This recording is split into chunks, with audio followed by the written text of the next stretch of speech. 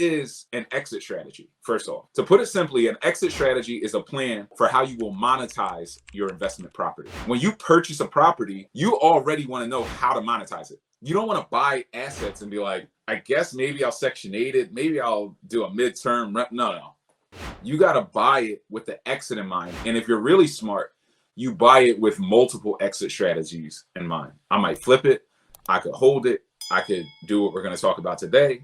I could Section 8 it. You have multiple exit strategies. The more exit strategies you have, the safer the investment is. So it allows you to have, it does these two things. It allows you to have a timeline for your investment if you're intending to sell it at some point in the future. And it allows you to maximize your profits if you sell.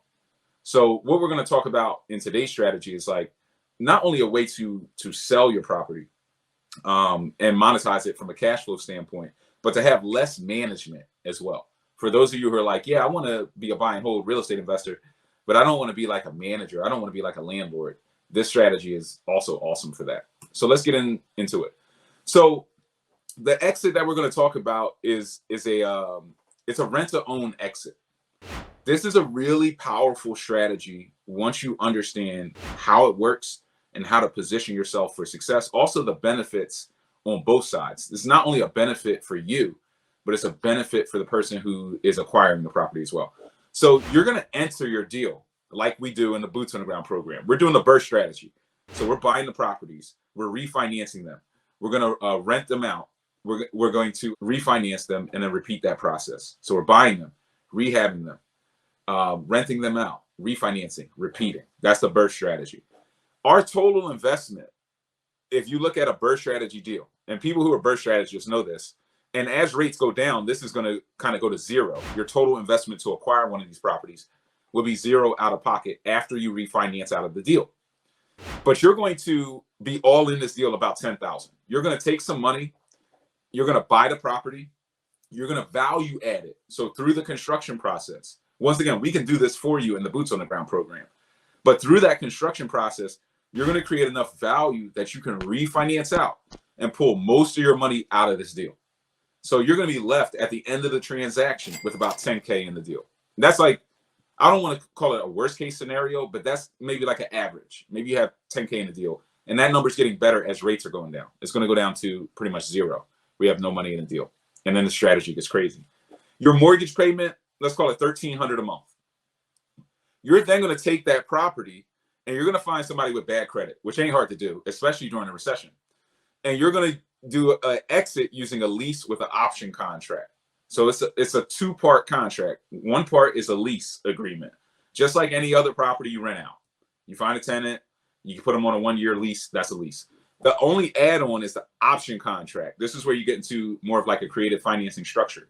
The option contract allows the rent-to-owner to build equity, essentially, in the deal.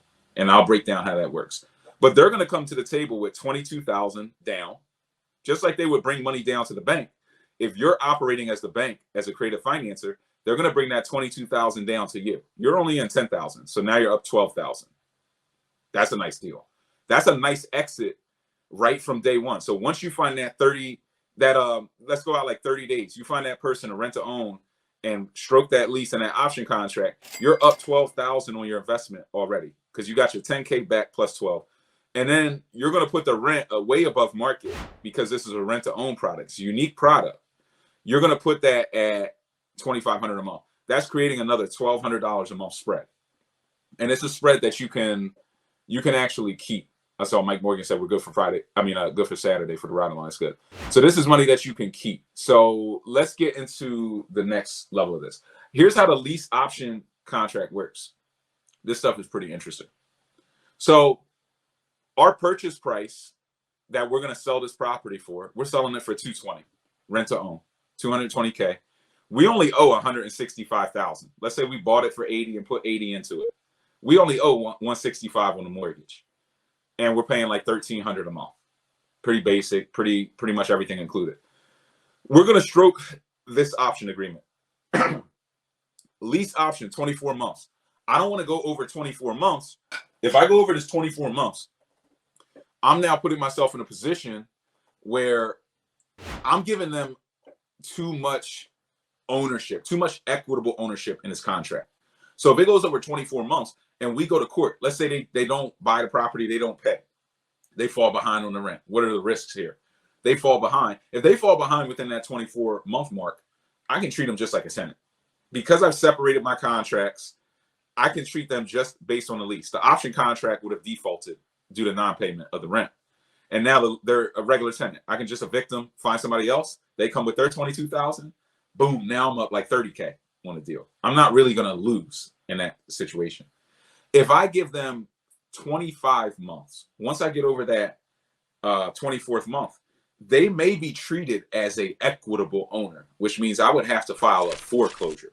That could be very serious. So you want to keep your leases short. You might even want to keep them as a 1-year lease with a guaranteed right to renew for another year. So now if you get in court, it's just like, hey, it's just a lease. It's a 1-year lease. It looks like everybody else's lease.